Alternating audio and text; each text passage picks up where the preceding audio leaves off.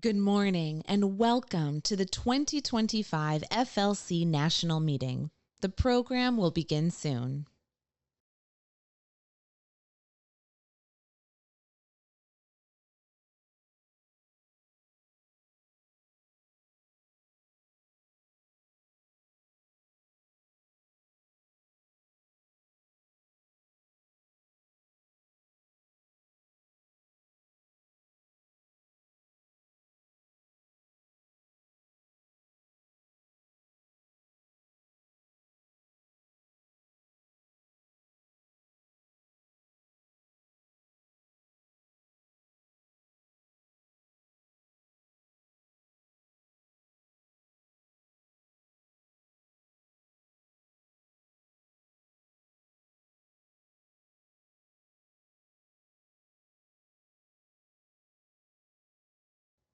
Good morning. Please welcome FLC Executive Board Chair Whitney Hastings. Good morning, everyone, and welcome to the 2025 FLC National Meeting. I'm Whitney Hastings, Chair of the FLC Executive Board, and I'm so glad you're here. I know many of us were planning on being in Seattle right now, and while I wish I could be there together in person, I'm so glad we still have the chance to connect and learn together virtually. For many of you, this change was one of many happening in your labs, offices, and organizations.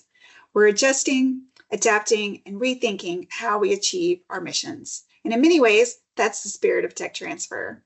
In our world, how often is a negotiation ever simple or a commercialization path ever straight?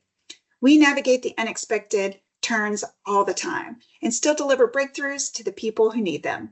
That's what makes this community so special. We're problem solvers, connectors, and champions of innovation.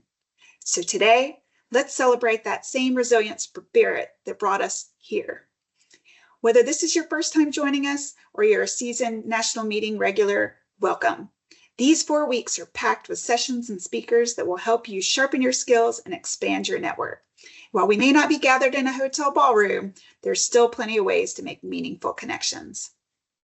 If you're watching this live, then you've made your way to the FLC Connect, our virtual meeting platform. Everything you need for the national meeting is here. Live sessions, your schedule, messaging with other attendees, networking tools, and more. Use the Agenda tab to browse the sessions to join live sessions and events. Make sure you catch our yearly highlights.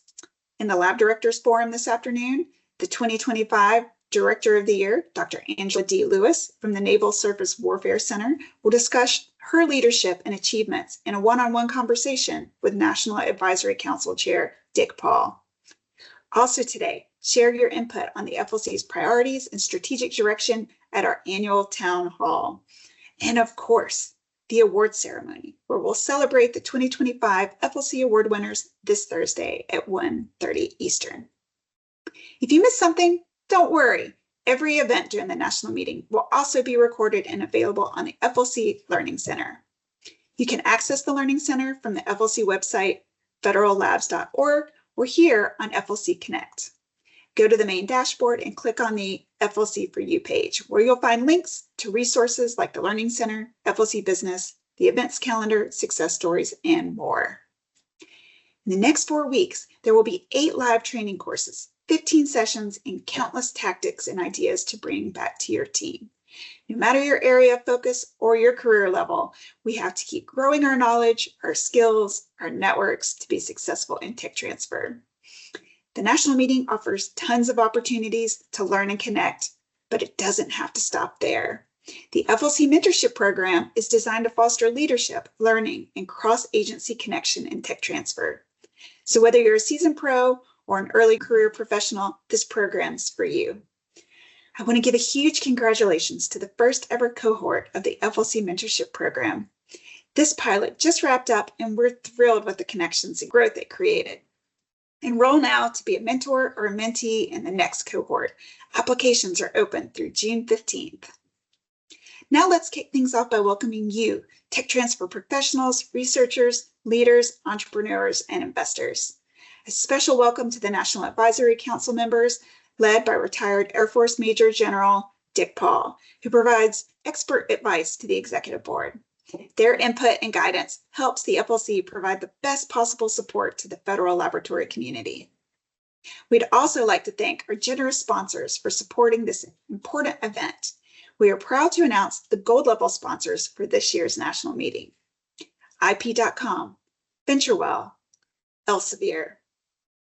And thank you to our silver level sponsors: Knowledge Sharing Systems, TradeSpace, Global Data, First Ignite, Wellspring, and NISTech. Be sure to visit their profiles on the FLC Connect and explore resources, watch videos, and connect directly. Of course, none of this would be possible without the tireless efforts of our volunteers, staff, and planning team. Special thanks to FLC Professional Development Committee, led by U.S. Army's Jeff Titulio, for building another top-notch program. And thank you, all of you, for being part of this event and community. Now, I have the distinct pleasure of introducing our keynote speaker, Vikram Bhaskaran. As the Vice President of Information and Technology Systems, Vikram leads a world-class technology delivery operations team. He's responsible for the vision, strategy, and implementation of technology that unlocks significant business value for Alaska Airlines and Horizon Air. He's also responsible for delivering multiple items for the company's 2025 vision and strategy. Vikram joined Alaska Airlines in 2013 as Managing Director of IT Applications. During his time at Alaska, he has taken on roles of increasing responsibility, including leading the project management and software engineering teams. He has successfully led multiple large technology programs in the areas of airport operations, crew management, station operations, finance, HR, and employee mobility. He also successfully led and completed key technology efforts as part of the Virgin America integration, which integrated a united technology stack that enabled $225 million in revenue and cost synergies. Bringing customer service mindset with a deep appreciation for technology, he leads his team with an emphasis on making our employee and guest experiences hassle-free. Before joining Alaska Airlines in 2013, Vikram served as the Director of Applications Development at United Airlines. He received his bachelor's in mechanical engineering from the College of Engineering, GenD, in India, and his master's in industrial engineering from the University of South Florida. Please welcome Vikram Bhaskaran. Good morning, everyone. I am Vikram Bhaskaran. I'm the Vice President of Technology at Alaska Airlines. And I'm very excited to be here to talk about Alaska Airlines and our innovation journey and the different things we have done as an airline to support innovation. So with that, I thought I'd start off with a little bit of who Alaska Airlines is and then get into our innovation journey. Alaska and Hawaiian Airlines, we announced our both airlines coming together in September of last year, and we are in the middle of integrating both airlines. So both airlines, Alaska and Hawaiian Airlines, will continue to fly as two separate brands, but we've essentially come together as one umbrella under the Alaska Air Group.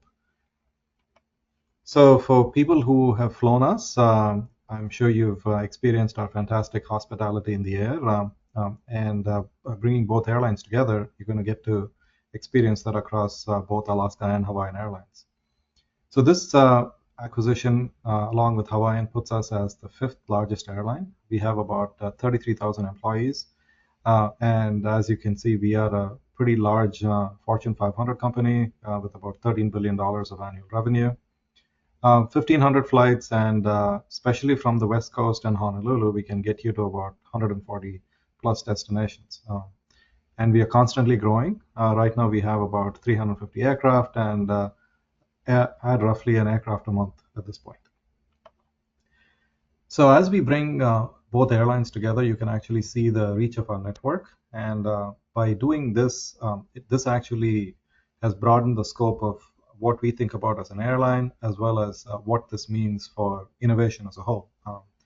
Alaska, prior to the acquisition, was predominantly a West Coast-based airline, and now with Hawaiian Airlines coming on, we've actually had to think a lot broader than we ever have, which includes a lot of international flying. Historically, Alaska Airlines International was limited to Canada, Mexico, and a few countries close by. With the combination with Hawaiian Airlines, we actually now have a reach globally. In fact, we have multiple destinations in Asia, with the potential expansion into Europe next year and beyond. So a pretty wide network, which means a very diverse mix of customers and a very large employee group with lots of diverse needs when it comes to pushing us from an innovation front.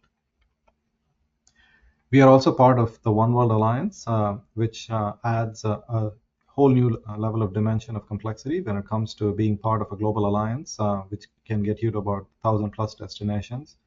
So as we work with all our other partners, American, British, Qantas, and so on, the scope of our guests expand even exponentially. So we have lots of guests who start off their journey on these other airlines and then make their way into Alaska and vice versa as well. So that then adds another level of complexity when we think about who we serve and what the needs of those guests are, which in turn has a direct impact on our innovation strategy. So with that, I thought I'd talk about our framework of innovation. And before I jump into the entire framework, Alaska Airlines started this journey a few years ago in earnest. This was roughly in the 2019 timeframe, where we embarked on a journey of we have sort of lost our step when it comes to innovation, and we would like to essentially be known as not only the best airline when it comes to guest experience, but also the one which is the most innovative airline. So we made a very deliberate decision back in 2019 to start off this journey of actually innovating and being very deliberate about refocusing on innovation. Back 20 years ago or so, Alaska was known for its innovation, but then between all the challenges we've encountered as an airline, plus our acquisition of Virgin America, which happened in 2017, we had lost our focus on innovation, and we decided that embarking on an innovation journey was going to be absolutely critical. And 5 years into the journey, we have now been known across the airline industry as one of the most innovative airlines. But it's been a very deliberate set of steps we've taken, starting from the board of directors all the way to our frontline teams, being aligned on the fact that we do want to continue to innovate and grow the airline, and we think of that as a significant competitive edge for Alaska Airlines, especially given that we are the fifth largest airline and we want to be able to actually stand out from the competition. Given that the larger airlines definitely have a lot more investment to put in and can impact our market share pretty significantly very quickly, we decided that innovation can actually help us stand out and achieve lots of different objectives, including standing out with our guests, improving our employee satisfaction, improving our bottom line, and generating additional revenue. So there were lots of different things which went into that. So on the framework, what you see, I'll talk about 9 different pillars of our framework of innovation, which is what we are essentially working on. This is how we started, and we, of course, made changes as we got a better understanding of what innovation means specifically in the context of Alaska Airlines and how that can work, especially in a company which has been rapidly growing since even when we started this journey in 2019. So I'll actually talk through all of these 9 pillars, and I will be talking about specific examples in all of them as well. So the first thing is our company strategy. So this was our company strategy, which we published late last year for the next 3 years. So 4 key company goals. The first one being connecting our guests to the world, delivering a remarkable travel experience, diversifying our future, and be Hawaii's trusted airline. When we look at innovation, like I said, we started off back in 2019. The first 3 goals were very similar to what we had set out in 2019. And then in 2024, we added the 4th goal. So on the innovation front, we decided to align on the first 3, which is innovation when it can it actually improve the guest experience and can it actually make it better? Innovation as it relates to employees who actually work directly either with our guests or employees who work behind the scenes. These are our pilots, mechanics, baggage handlers, and so on, as well as the third piece, which is diversifying our future. As much as we are an airline, which is extremely impacted by all the changes which happen in the economy, we felt like it was a right time for us to also diversify our future and see if we can leverage innovation to grow beyond the traditional airline boundaries. So those were the three key pillars we decided to focus on when we started off this innovation journey, and those are the three we continue to remain focused on. So the key thing for us is to ensure that we can actually stay tied back to our company strategy. And by doing that, this anchors us on where the company is going, as well as gives us a very good set of guardrails as we continue to invest in innovation to make sure that we can make a direct impact on these three critical goals for the company. So then came the next pillar of our framework is innovation ideas. So when we looked at it, we look at it as two key different ways where to get these ideas. The first one being crowdsourcing, and the second one is strategic ideas. On the crowdsourcing front, we actively work with our guests, employees, and partners to actually get these ideas. And this is an ongoing model where we continue to reach out to our guests. Some of these are specifically through surveys to see what guests really want on our aircraft when they are flying, when they check in, when they're at the airport, to make sure that we clearly understand what the guest is looking for. We also conduct focus group with our guests to actually get direct input to really understand what is driving specific guest behavior. Can we actually use innovation to either reduce a pain point or use this to truly delight our guests as they get to experience Alaska Airlines? The second key group we talk to are our employees. So these are our frontline teams. So the people who you see at the airport, this could be a customer service agent, a person who you talk to on the phone in our contact centers, or this could be our flight attendants who you run into on our aircraft. So these are three key groups who are part of the crowdsourcing model, as well as all the people behind the scenes, our pilots, baggage handlers, our back office teams. So we are constantly sourcing for ideas directly from the frontline teams. And so we partner with them in a monthly and a quarterly basis, depending on the work group, and actually get direct feedback on the different ideas they have, which we can then hopefully translate into some kind of an innovation to make their employee experience a lot better and possibly have an impact on either efficiency or a reduction in costs and so on. The third group we look at is our partners. So it's very important for us to actually look at our different partners who are working across either airlines or other non-airline companies and get different ideas. So this has actually been a really good source for us to not have siloed thinking, and actually helped us expand our horizons to see what is happening in the broader landscape and other things we can do to continue to actually stay at the forefront of innovation. The second part of generating ideas are strategic ideas, which come from our executives, our board, and our senior management. And these are specifically picked based on our long-term company goals. Some of these are ideas which we have brought into our pipeline, specifically because we think that they will have a massive impact on the airline as a whole. So these could be significant shifts to how we schedule our aircraft, for example.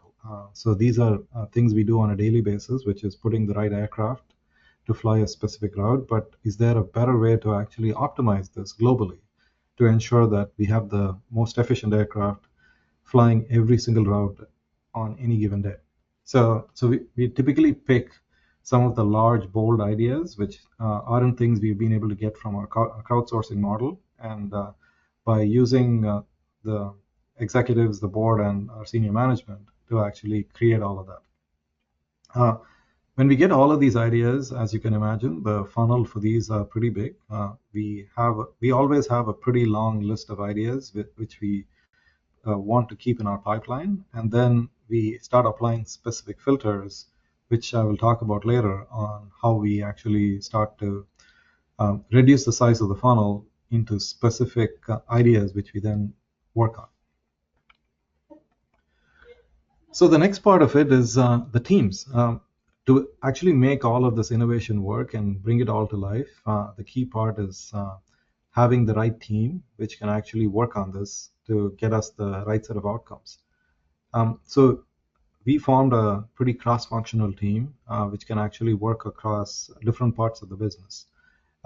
And the key here is a blend of technologists and business experts. So these are people on my team, people across our business teams, and making sure that we actually have a good blend of people who are actually bring diverse viewpoints into this to help us have a good chance of actually being successful when it comes to innovation. And for us, the secret sauce is actually having a blend of both technologists and business experts working together to actually deliver that outcome. When it comes to the team itself, outside of their backgrounds, is we look for people who are highly collaborative, people who bring their ideas to the table but can work very well across the entire innovation landscape. Because as you can imagine, being part of an innovation team means you've got to not only be able to work across the team, but you also have to be able to work across different business teams, which are typically very focused on running their specific business. This could be airports, this could be contact centers, but being able to work with all those different business teams and being able to collaboratively move the idea forward from an ideation into building a product to actually implementing. The next part is strong execution mindset, and this is primarily focused around we are very good at generating ideas, but we also want people who are focused on getting this through the entire ideation pipeline to actually implementation. A strong execution mindset and being focused on getting that forward as opposed to spending way too much time on the ideation phase, but not really having a strong execution mindset. So we've been very focused on trying to find the right folks who can actually balance all of those different pieces. The next one is outcome focused. So as we go through all of these, the one thing we found is not every idea which we actually take into our pipeline is actually going to land up moving the business forward, whether with the specific outcome we are looking for.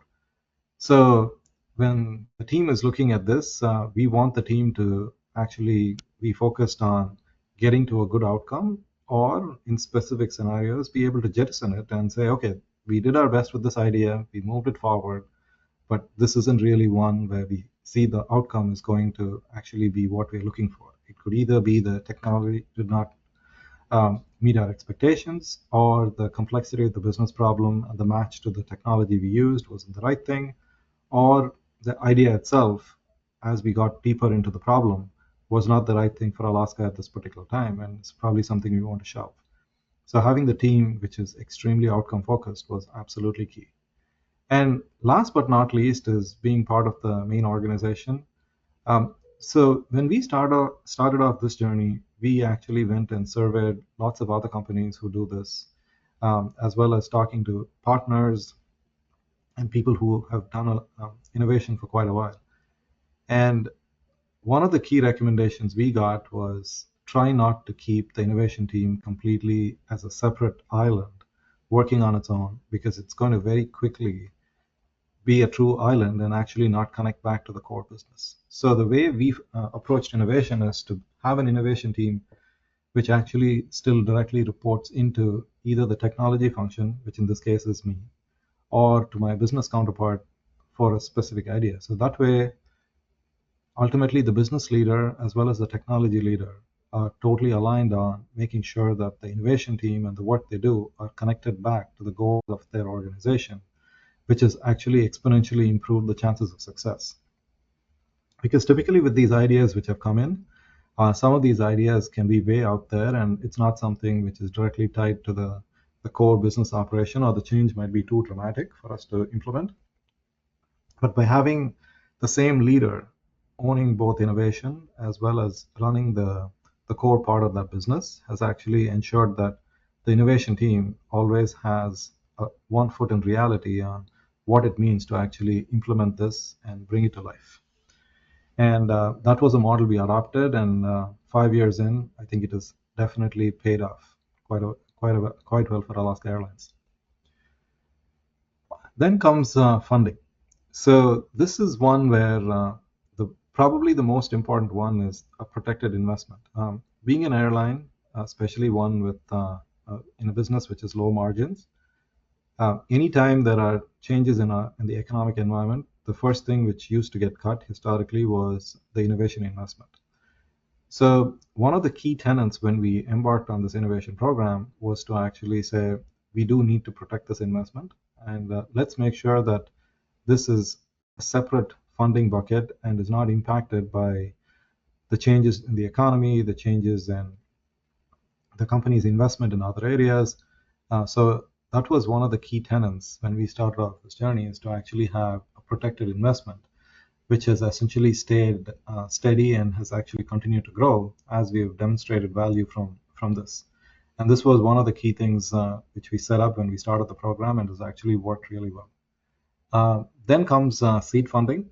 So this one was one where when we get ideas which we are not quite sure will actually pan out, we provide the innovation team with a set of seed funding to actually get going. So they go in and look at an idea to see, can we actually take this idea, and is this going to actually be practical enough to move forward into the full innovation process. So having seed funding, which is allocated to that part of the team, was absolutely key to test out some ideas and see if this is going to have a meaningful outcome for Alaska. And this has helped minimize a lot of the waste, because by going into a full idea without the seed funding, with some of our initiatives proved that we overspent, while we could have actually gone in with seed funding, tested out an idea, and then made a determination of, does this actually fit our overall innovation strategy, or is this something we want to shelve for a future date? Assuming an idea passes the seed funding round and works, we then switch over to incremental funding, where we then fund this entire initiative to make sure that we can take this idea, which we now think has real legs, all the way into execution and implementation. So we then augment the team, make sure that any incremental funding the team needs is provided, and then build that out to make sure that the team has a really good chance of success. And this has helped make sure that when these ideas start and go into, especially into the execution phase, there is a high risk of cost overrun. So we were being able to actually mitigate that by setting up this process of a seed funding and then having separate incremental funding once the idea was flushed out even further. And last but not least on this one is partner funding. So these are partners who we work with across our technology landscape, or in some scenarios the business landscape, who actually do want to be part of this innovation journey. Some of these are our partners on the technology front, like a Microsoft or a Google, who actually want us to be on their platform. So they are actively looking for people to take the technology they have, whether it's Azure or the Google Cloud, and build our technology on it. So that gives them an incentive to actually fund some of these. So we've been working with some of our partners like that to figure out, does it make sense for a partner to actually fund that specific innovation? And this has also helped us jumpstart some of the work, because typically when we get partner funding, this also gives us access to some of the experts on the team, and has actually been a very fruitful bi-directional relationship for us as the airline, as well as the partner who has actually funded part of this innovation. And when the product ultimately goes into an implementation phase, we do give credit to our partners, and they definitely get lots of kudos and credit, which then helps their business long term as well. So this has been a good symbiotic relationship between us and the partner to actually move some of these things forward. We are very selective on the type of partners we bring in, because not every initiative requires a partner, and bringing a partner in also introduces certain risk of having to move in directions which we as Alaska might not want to really move in. So we've been very selective about bringing partners on, but in places where we have, it has actually worked very well, as long as the guardrails were very clearly identified and set up front, and we had a very clear set of roles and responsibilities as we move through this journey. Then comes technology. So this is a key part of what we wanted to move forward with innovation, because when we started off this entire innovation journey, I think technology was probably the first thing we spoke about. But as you can see, this is much deeper in the overall strategy and not the first thing I spoke about. Um, because I think technology innovation for the sake of innovation isn't really going to mean anything. It needs to be technology uh, actually tied back to a specific business outcome. But as we pick the technology, the first thing we have done, especially when it comes to some of our emerging tech, is to hedge our technology bets.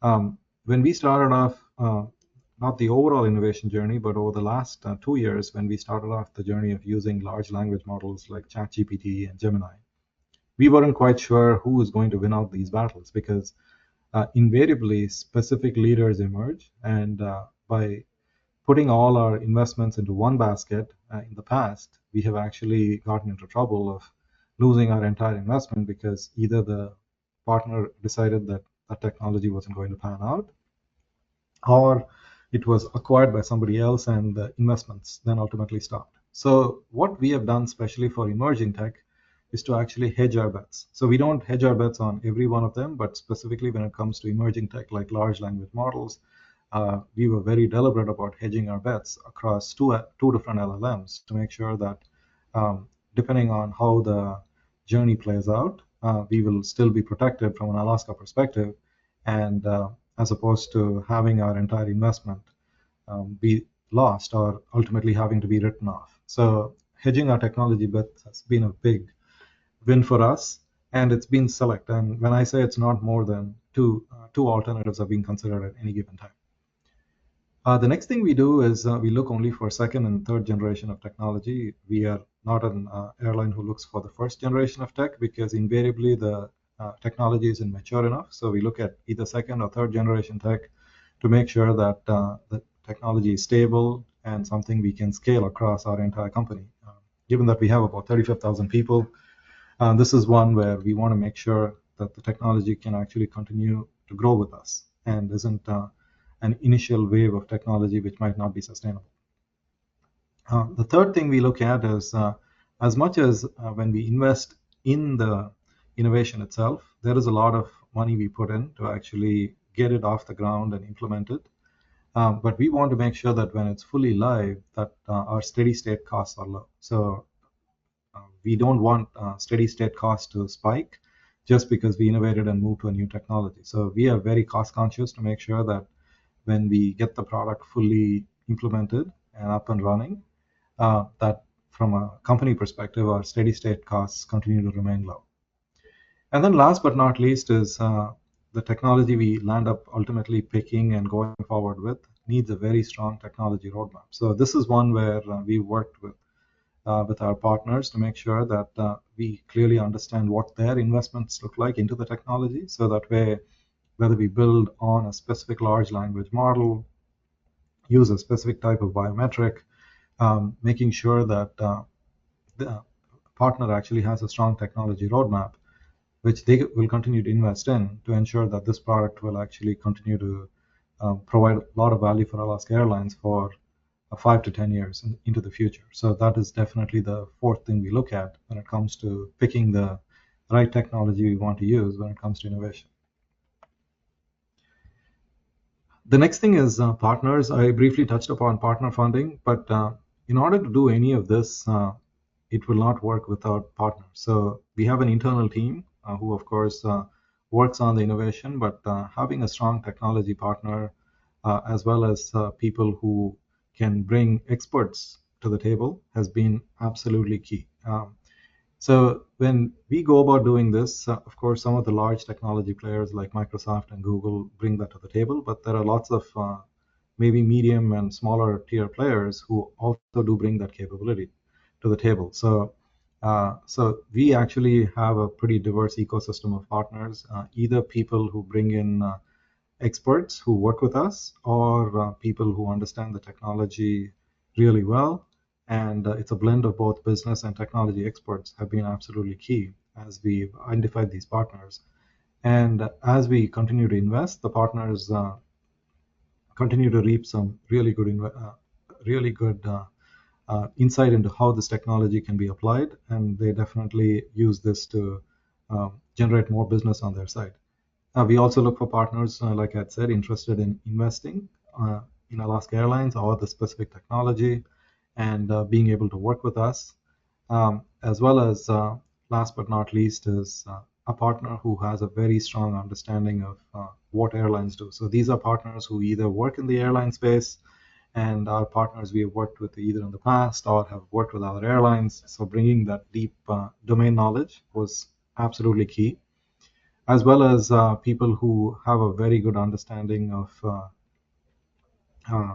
the technology as a whole. So I think it's not one partner who's actually going to check all of these boxes. So what we have done is to actually get a mix of partners for a few of these, and if they can actually check more than one of these boxes, that has been absolutely key in actually picking these. And we actually have been very successful in working with those partners over the last 3 to 5 years. So with innovation, none of this would work without understanding what the outcome is and the specific metrics which we are going after.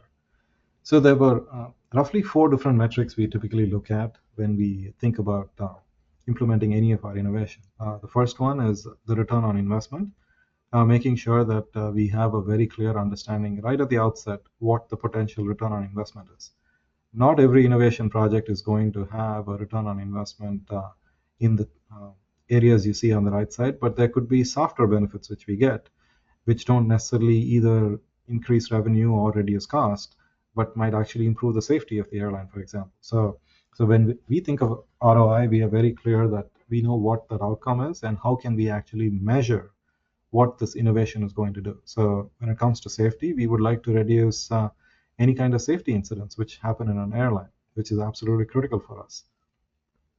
Similarly, when you look at the other 3, we track our employee and guest satisfaction. And anytime we have rolled out new innovation capability, we want to make sure that this is having a measurable impact to the employee or the guest. So what we do is we actually have either monthly or quarterly surveys we send out to see what that innovation specifically did as it impacts a specific business process for a guest or an employee, and making sure that we can continue to actually improve based on the specific set of metrics we track. The next one is revenue. We do a lot of different initiatives, and some are very specifically focused on can we actually improve our revenue performance, and that has actually worked out really well. And we've implemented specific tools in the innovation front to see how we can do that better. And then, of course, cost reduction. So specific initiatives where innovation can actually make a process a lot more efficient and actually reduce costs. Next comes our feedback loop. This is another key part of it, because without a feedback loop, innovation, what we have found sometimes becomes focused on the objective of I'd like to get the innovation out, and it might actually not meet either our end objective or actually get us the right outcome we want. So with the feedback loop, we always start off with a small group of engaged users, depending on the type of innovation, either employees or guests or both, making sure that they are connected to this particular innovation team through the entire journey. So they are there every step of the way, from ideation to execution to implementation. So that way we constantly get feedback and make sure that it's a completely iterative cycle like you see there. So we work off of 2-week sprints to make sure that we can continue to innovate every 2 weeks and roll out either products or get feedback and make sure that it's a constant direct feedback from our ultimate end users of this particular innovation to make sure that we can make this innovation truly solve the problem we are trying to go after. And having an iterative model has actually paid off really well for us, because the users who started off with us on this journey ultimately become either super users when they are employees, or in some specific cases they become champions to actually tell their friends or other people they work with. And this has actually had a really good flywheel effect when it comes to getting this innovation to be adopted by our frontline teams. So this model has worked really well, because we now have people who are vested in this outcome and ultimately are the end users of this product. So it's been a really good experience for not only them, but also for the innovation team to have a strong feedback loop and a team who stays outside of the innovation cycle but is connected through this feedback loop model. And then last but not least is our innovation culture.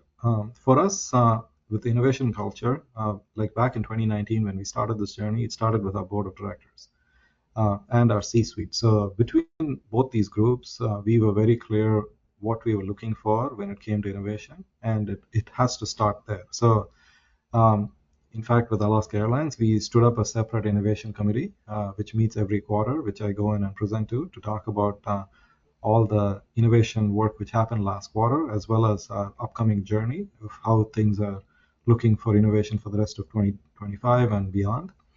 And this core group on the board is actually committed to our success and has provided some fantastic leadership to help us stay on track as we get to these outcomes. For each of these innovation initiatives, we always have a strong C-suite sponsor who makes sure that they are going to support this initiative as it goes through the entire journey from ideation to execution to implementation, and making sure that they are part of this journey this entire time. And that has definitely helped.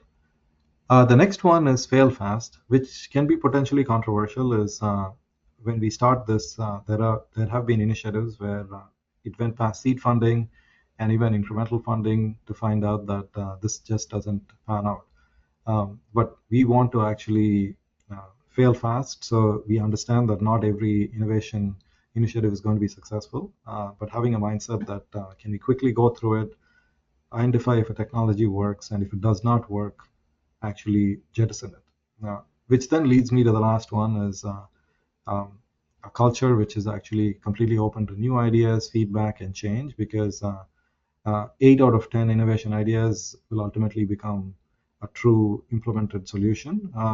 2 out of 10 so far probably don't make it. And having a culture which is okay to have a failure rate and being able to take that feedback and shelve it, and for a team which works on those initiatives which don't actually see the light of day, making sure that they understand that all of the good work which went in can still be used either in the future or their expertise has gotten better, so they can actually use that for a future initiative. So that was the other last piece of our Alaska framework. So I certainly hope all of you got a few nuggets of what Alaska does when it comes to innovation, and can apply this to your areas to see what it means to innovate. So thank you very much for having me, and have a great rest of the conference. So thank you, everyone.